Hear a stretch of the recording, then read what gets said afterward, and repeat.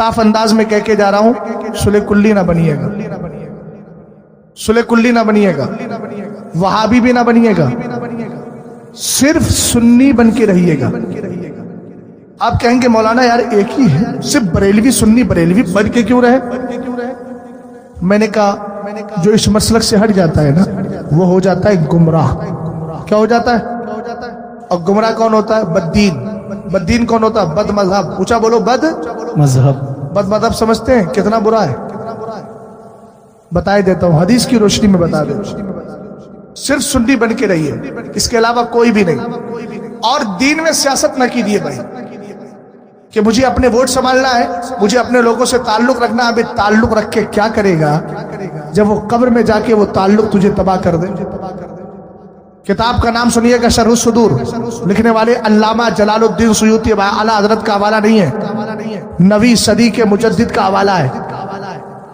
وہ فرماتے ہیں کہ ایک آدمی ایسا تھا کہ جو ابو بکر و عمر کی گستاخی نہیں کرتا تھا مگر گستاخی کرنے والے سے دوستی تھی۔ ہوش کے ناخن لیجیے گا، ہوش کے ناخن، ہوش و خرد کے ساتھ بات کو سنیے گا۔ فرماتے ہیں علامہ جلال الدین سیوطی کہ جب اس کے مرنے کا وقت قریب آیا، گستاخی خود نہیں کرتا تھا، پھر دہرائیے گستاخی، اونچا بولو، گستاخی خود نہیں کرتا تھا مگر گستاخی کرنے والے رافضی کے ساتھ اس کی دوستی تھی۔ مرنے کا وقت آیا، معلم یغرغر، ابھی روح یہاں نہیں آئی تھی، ابھی اندر تک تھی، زبان کام کر رہی تھی۔ گھر والوں نے دیکھا کیفیت بدل گئی، کہا پڑھ کلمہ، پڑھ کلمہ، پڑھ کلمہ، کیفیت پر کیفیت، زور پر زور، تاکید پر تاکید، کلمہ زبان پہ آ ہی نہیں رہا۔ کیوں نہیں آ رہا ہے تیری زبان پہ کلمہ؟ سن لینا ذرا، میں اب بھی کہہ رہا ہوں، خدا را اپنے ایمان کو بچائیے، سیاستوں کے چکر میں تباہ مت ہو۔ 60-70 سال سے زیادہ زندگی نہیں مل رہی ہے، سب تباہ ہو جائے گا معاملہ۔ رسول کریم علیہ السلام کے دیوانوں، وہ فرماتے ہیں کہ جب مرنے کا وقت قریب آیا، کہا کلمہ پڑھ، کلمہ زبان پہ جاری نہیں ہو رہا ہے۔ انہوں نے پوچھا زبان پہ تیرے کلمہ کیوں نہیں آتا؟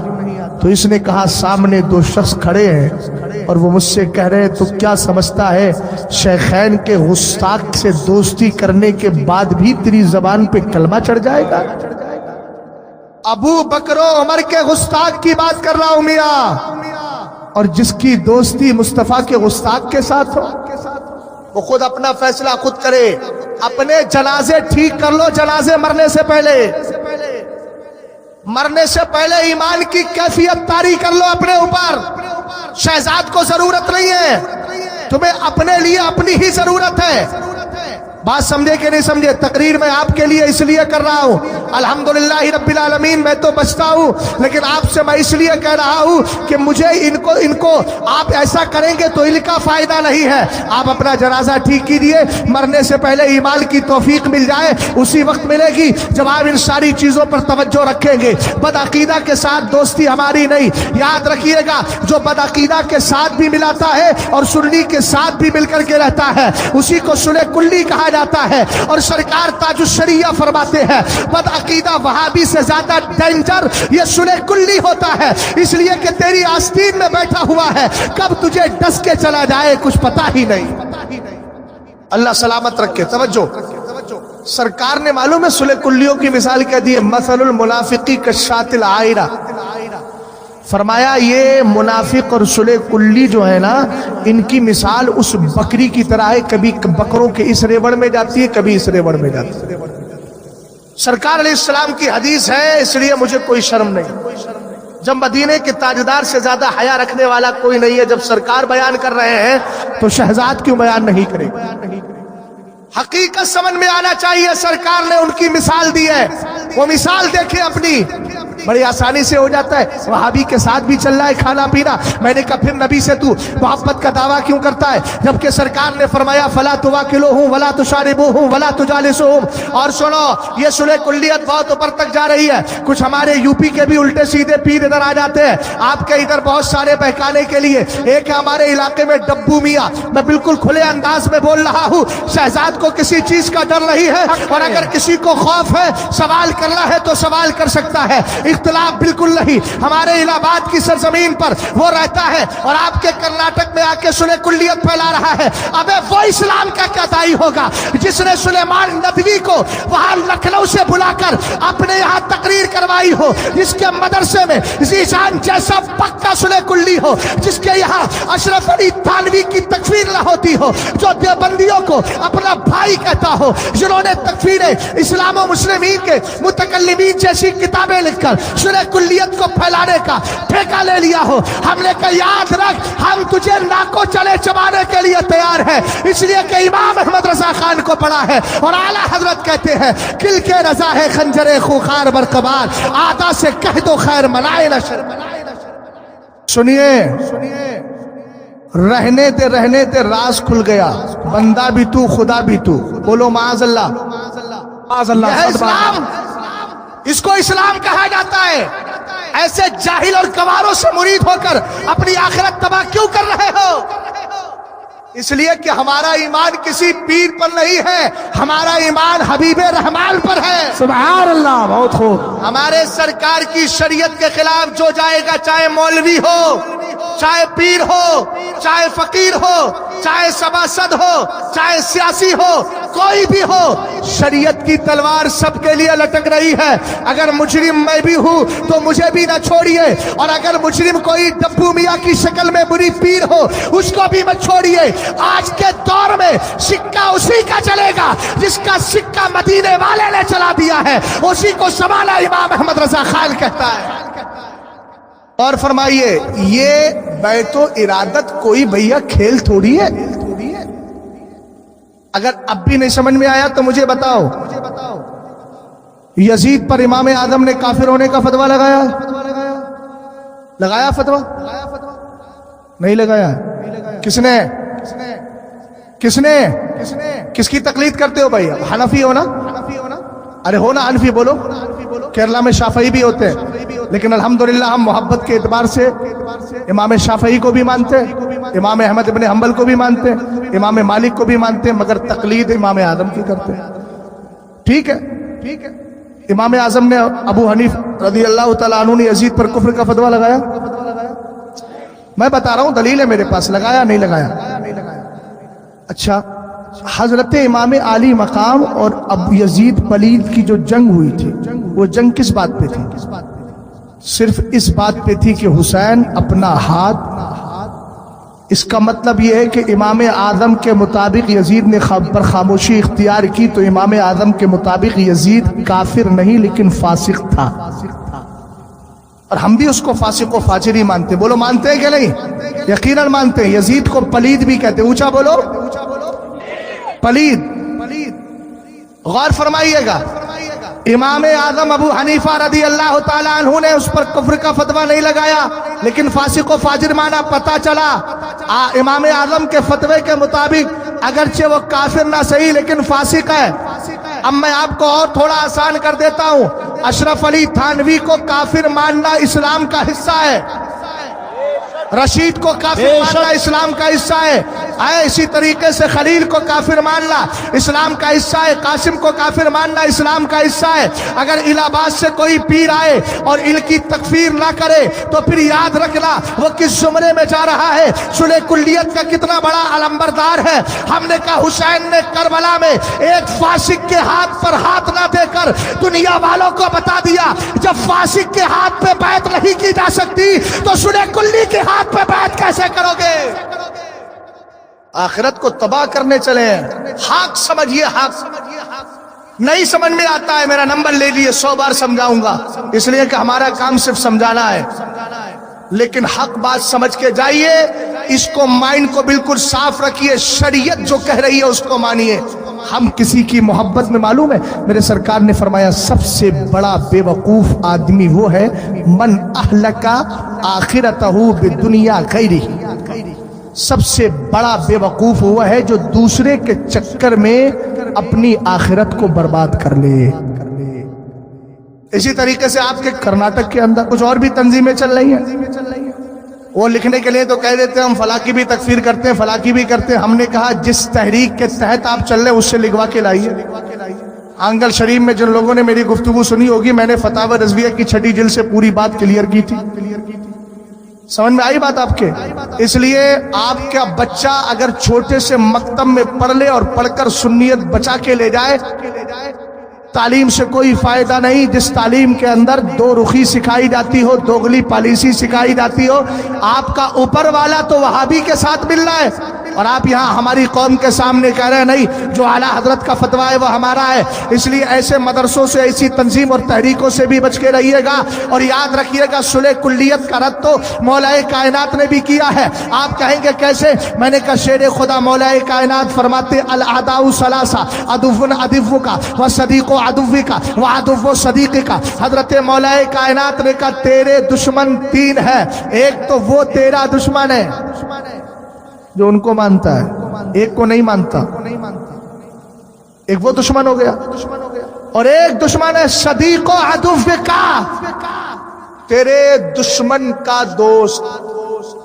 दुश्मन का दोस्त वहाबी दुश्मन है कि दोस्त है? भैया अगर जिसका भी हो बोलिए ना, सबके दुश्मन है ना। इसलिए कि जितने यहाँ बैठे हैं सब सुन्नी से उल अकीदा मुसलमान है, अल्हम्दुलिल्लाह अल्हम्दुलिल्लाह। और सुन्नी बस यही अपने मदीने वाली की तरफ तवज्जो लगाता है। जो सरकार के गुस्ताख है उनसे कभी दोस्ती नहीं करता। बोलो दुश्मन है कि नहीं? अब हजरत अली का मतलब है तेरे दुश्मन का दोस्त। तो जो तेरे दुश्मन का दोस्त हो उसी को तो सुलह कुल्ली कहते हैं। नहीं समझे बात को? वहाबी दुश्मन है और वहाबी का दोस्त सुलह कुल्ली हो गया। हजरत अली ने कहा वह सदीक़ो अदुव्विका, आगे फरमाया वह अदुव्वु सदीक़िका, फरमाया तीसरा तेरा दुश्मन वो है जो तेरे महबूब का दुश्मन हो। किसका दुश्मन हो? तेरे महबूब का दुश्मन हो। अब तेरे महबूब का दुश्मन हमारा सबसे बड़ा महबूब मदीने का ताजदार है, जिसके लिए आला हजरत कहते हैं जो तेरे दर से यार फिरते हैं दर बदर होगी। 3 दुश्मन समझ गए भाई? एक तेरा दुश्मन वो जो एक के अलावा हजारों माबूदों को मानता है, एक तेरा दुश्मन वो जो तेरे दोस्त का, और एक है तेरे दुश्मन का। बात समझ गए? तीनों दुश्मन है। हजरत अली ने तीनों को दुश्मन कहा है। लिहाजा दुश्मनाने इस्लाम से, दुश्मनाने रसूल से, दुश्मनाने अहले बैत से, दुश्मनाने सहाबा से बच के रहना है। और यही कहना है अहले सुन्नत का है बेड़ा पार, असहाबे हुजूर नज्म है और नाउ है इतरत रसूल। अच्छा मैं इतना जोर क्यों दे रहा हूं कि भाई इनसे बच के रहिएगा? इसलिए कि अगर कोई सुलह कुल्ली फिल अकीदा बन गया तो वो बदमज़हब हो गया, कोई वहाबी बना बदमज़हब हो गया, देवबंदी बना बदमज़हब हो गया, राफजी बना बदमज़हब हो गया। अब बदमज़हब हो गया तो नतीजा क्या निकला? तवज्जो फरमाइएगा, नतीजा ये निकला सरकार फरमाते ला यक़बलुल्लाहु लिसाहिबिल बिदअह सलातन वला सौमन वला सदक़तन वला हज्जन वला उमरतन वला जिहादन फी सबीलिल्लाहि वला सरफन वला अदला यखरुजु मिनल इस्लामी कमा तखरुजु शारतु मिनल अजीर। तवज्जो फरमाइएगा, सरकार ने फरमाया अल्लाह बद मज़हब गुमराह बद दीन की ना नमाज कबूल करता है ना रोजा कबूल करता है। सरकार ने फरमाया अल्लाह बिदाती की नमाज कबूल नहीं, रोजा सदका हज उमरा जिहाद फी सबीलिल्लाह फर्ज नफिल, फरमाया इस्लाम से ऐसे निकल जाता है जैसे बाल आटे से निकल जाता है। हदीस फिर सुन लीजिए, दलील सुन लीजिए, दलील सुन लीजिए। मैं फिर पढ़ रहा हूं और हदीस का रेफरेंस भी दे दूं। इब्ने माजा, कौन सी जगह? बुखारी शरीफ के बाद में 5 किताबें और है। कुरान के बाद 6 बड़ी किताबें हदीस की, बुखारी शरीफ, मुस्लिम शरीफ, तिरमिजी शरीफ, इब्ने माजा शरीफ, नसई शरीफ, अबू दाऊद शरीफ। उनमें एक किताब का नाम है ना इब्ने माजा। जल्दी बोलो कौन सा नाम है? फरमाते मदीने के ताजदार ला यक़बलुल्लाहु लिसाहिबिल बिदाती सलातन वला सौमन वला सदक़तन वला हज्जन वला उमरतन वला जिहादन फी सबीलिल्लाह वला सरफन वला अदला।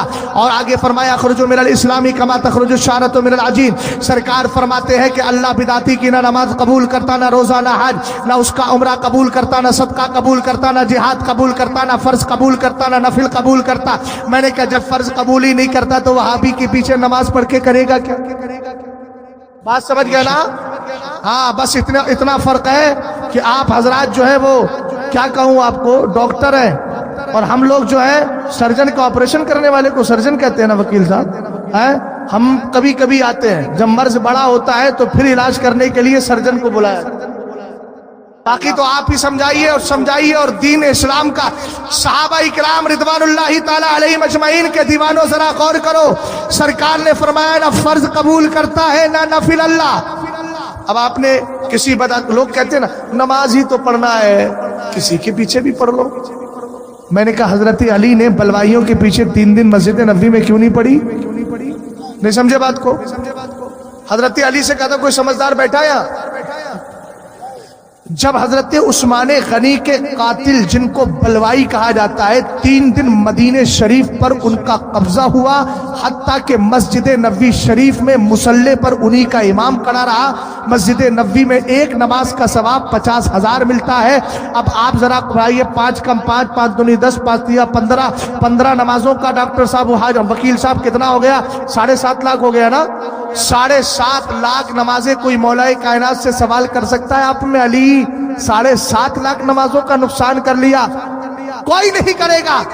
حضرت علی نے 3 دن گھر میں نماز پڑھی، مصلی پہ بلوائی امام کھڑا تھا نہیں پڑھی نماز، عثمان غنی کے قاتلوں کی جماعت کھڑی تھی نہیں پڑھی نماز آپ نے، اور آپ نے 3 دن اپنے گھر میں نماز پڑھی اور نماز پڑھ کے دنیا والوں کو بتا دیا اگرچہ مسجد نبوی شریف میرے سرکار کی بنائی ہوئی مسجد ہے، اس میں سرکار نے نہ جانے کتنے خطبے دیے ہیں، اس میں ابو بکر نے امامت کی ہے، اس میں عمر نے امامت کی ہے، اس میں عثمان نے امامت کی ہے، لیکن علی مسجد کو بعد میں دیکھے گا، مصلی کو بعد میں دیکھے گا، پہلے کھڑے ہونے والے امام کو دیکھے گا۔ اگر امام مصطفیٰ کا وفادار ہو تو پیچھے کھڑے ہو جاؤ، بیڑا پار ہو جائے۔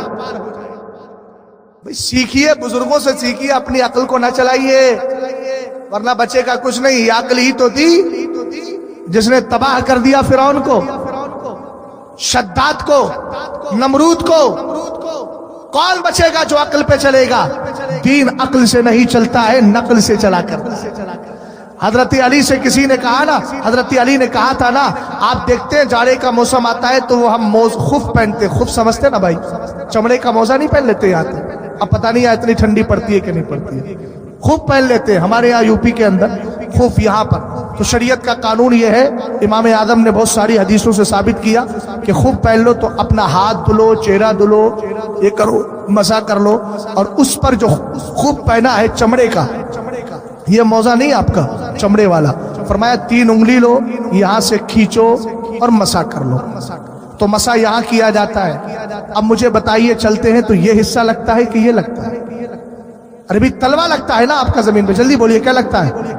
حضرت علی نے کہا اگر شریعت میں عقل کو دخل ہوتا تو علی یہ کہتا کہ مسح یہاں سے کرو چونکہ یہ حصہ زمین سے ٹچ ہو رہا ہے، مگر فرمایا میں یہ فتویٰ نہیں دیتا، فتویٰ وہی دیتا ہوں جو مدینے والے نے دیا ہے، اس لیے کہ اس میں علی کی عقل کا دخل نہیں ہے، مصطفیٰ کے فرمان کا دخل ہے۔ بات سمجھ گئے؟ غور کر رہے ہیں نا؟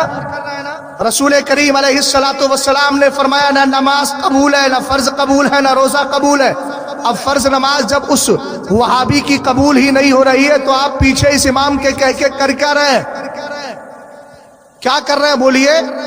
کچھ اس کی قبول نہیں ہو رہی ہے تو آپ کی کیا قبول ہوگی؟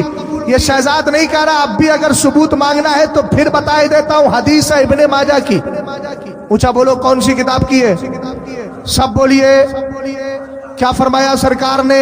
لا يقبل اللہ لصاحب البدعۃ صلاۃ ولا صوما ولا صدقة ولا حجا ولا عمرة ولا جہادا فی سبیل اللہ ولا صرفا ولا عدلا۔ صرف کا معنی فرض نماز، عدل کا معنی نفل نماز۔ اللہ نہ فرض قبول کرتا ہے نا۔ بات سمجھ گئے بھائی؟ اتنا سمجھ میں آ گیا؟ کسی وہابی کے پیچھے نماز نہیں پڑھنا ہے، جلدی بولو۔ نہ پڑھتے ہیں نہ پڑھیں گے، کسی نے پڑھ لی ہے تو دہرا لے اس کو دوبارہ۔ اور ایک مسئلہ بہت آتا ہے، مکہ شریف گئے، مدینہ شریف گئے، بولے مسجد میں نماز جماعت سے نہیں پڑھی تو کیا کیا؟ میں نے کہا ہندوستان میں جب تک تھے تو میاں کے گھر کے سامنے مسجد تھی، کبھی توفیق نہیں ہوئی، اور جیسے عمرہ کرنے گئے تو وہابی کے پیچھے نماز پڑھنے کا اتنا ذوق، یہ کون سی بات ہے؟ اور پھر وہاں سے پلٹ کیا، بولے ہاں وہ تو رفع دین بھی کر رہے ہیں، سب کر رہے ہیں نا، اس میں کچھ بیٹھے ہوں گے ایسے بھی جو مرزا انجینئر کو سن لیتے ہیں، اگر ہندوستان میں ہوتا تو میں اس کو بتاتا کہ الحمدللہ مسلک اعلیٰ حضرت کیا ہے، سنیت کیا ہے. جواب میرا ہے، اس کو میں نے جواب بھی دیا الحمدللہ. بہت خوب. اتنا بڑا بے وقوف ہے، اس نے ایک کلپ میں کہا، ایک صاحب نے بتایا، وہ کہہ رہا ہے کہ غوث اعظم نے مردوں کو زندہ کیا. سنی کہتا ہے، بریلوی کہتا ہے کہ غوث اعظم نے مردوں کو، غوث اعظم تو بولتا نہیں ہے، وہ کہتا ہے بابا. بغداد والے بابا نے مردوں کو زندہ کیا. بولے آپ ذرا عقلی اعتبار سے دیکھیے، آپ کے مائنڈ میں آ رہا ہے کوئی مردہ مرنے کے بعد دوبارہ زندہ ہو سکتا ہے؟ اب ارے بات تو صحیح کہہ رہا ہے، چونکہ یہ دنیا پڑے ہوئے ہیں نا، قرآن و حدیث تو پڑھا نہیں. بولے بات صحیح کہہ رہا، مردہ کیسے زندہ ہو جائے گا؟ ہمارے گاؤں کے اندر تو اب تو ہزاروں لوگ مر گئے، آج تک کوئی زندہ نہیں ہوا. یہی تو بولتے ہیں نا. میں نے کہا اس پاگل سے کہا ہوتا، پہلا پارا پڑا ہوتا، دین سے کچھ شغف ہوتا تو ایسی بکواس نہ کرتا. اٹھا لے پہلا پارا. رب فرماتا ہے وَإِذْ قَالَ مُوسَىٰ لِقَوْمِهِ إِنَّ اللَّهَ يَأْمُرُكُمْ أَن تَذْبَحُوا بَقَرَةً قَالُوا أَتَتَّخِذُنَا هُزُوًا قَالَ إِنِّي آپ پڑھتے جائیے. حضرت موسیٰ علیہ السلام کے دور میں ایک بندہ تھا، اس کو لوگوں نے قتل کر دیا. حضرت موسیٰ علیہ السلام کی بارگاہ میں آ کے کہا گیا، حضور قاتل کا پتہ نہیں چل رہا ہے، دعا کیجئے. آپ نے رب کی بارگاہ میں دعا کی. اللہ نے گائے کا نشان بتا دیا کہ پیلے رنگ کی گائے ایسی ہو، فاقع لونھا تسر الناظرین. لمبا چوڑا آیت کریمہ ہے، لمبی چوڑی آیت ہے، اس لیے صرف میں آپ کو پوائنٹ کی بات بتا رہا ہوں. بھیا ادھر دیکھیں، دائیں بائیں نہ دیکھیں، چاہے رومال والے ہو یا ٹوپی والے ہو، ادھر توجہ فرمائیے گا. رسول کریم علیہ السلام پر اترنے والا قرآن کہتا ہے حضرت موسیٰ نے کہا گائے ذبح کرو. گائے ذبح کی گئی، مردہ پڑا تھا، اس کا ایک حصہ لیا حضرت موسیٰ علیہ السلام نے، وہ اپنے ہاتھ سے مارا، مردہ زندہ ہو گیا. کس نے کہا بھائی، کس نے کہا؟ شہزاد نے کہا کہ قرآن نے کہا؟ جلدی بولو. فَأَمَاتَهُ ہے نا قرآن میں تیسرے پارے میں، او کالذی مر علی قریۃ وہی خاویۃ علی عروشها، پورا ہے نا. حضرت عزیر علیہ السلام کا نام سنا بھیا؟ جی. ارے بولو، اگر سنا ہو تو بولو نا سبحان اللہ. کس کا نام سنا ہے؟ حضرت عزیر کا. حضرت عزیر جب بستی پہ سے گزرے تو وہ بستی پوری ڈھائی گئی تھی، گر گئی تھی زمین پہ. بولے اللہ اس کو کیسے ٹھیک کرے گا، کیسے اٹھائے گا؟ اللہ تعالیٰ نے آپ کو 100 سال تک موت ظاہری دے دی، 100 سال تک. اور 100 سال کے اندر حال کیا ہوا؟ آپ کا جو گدھا تھا اس کے جسم کے بال، کھال، گوشت سب ختم، ہڈی چمکنے لگی. اللہ نے آپ کو جب دوبارہ زندہ کیا تو زندہ کرنے کے بعد فرمایا انظر الی حماری، گدھے کو دیکھو. گدھا 100 سال گزرنے کی وجہ سے تباہ ہو گیا تھا، خراب ہو گیا تھا. ہم نے کہا دیکھ حضرت عزیر کو بھی حیات دی گئی، ان کے گدھے کو بھی اسی حالت پر رکھا گیا اور ان کا جو جوس تھا وہ خراب نہیں ہوا. یہ قرآن ہی تو کہہ رہا ہے انتقال کے بعد بھی دوبارہ زندہ کیا جا رہا ہے. بولو بھائی زندہ کیا جا رہا ہے کہ نہیں؟ ہم نے کہا قرآن نے بتا دیا کہ اگر زندہ کرنے کی طاقت، اگر زندہ کرنے والا اپنے وقت کا موسیٰ ہو اور زندہ کرنے والا اس موسیٰ کا فیض پانے والا عبد القادر جیلانی ہو تو اللہ تعالیٰ ان کے کرم سے، ان کے فیض سے مردوں کو بھی زندہ کر دیا کرتا ہے. سمجھ گئے؟ سوشل میڈیا سے دین نہ سیکھو، مدرسوں سے دین سیکھو.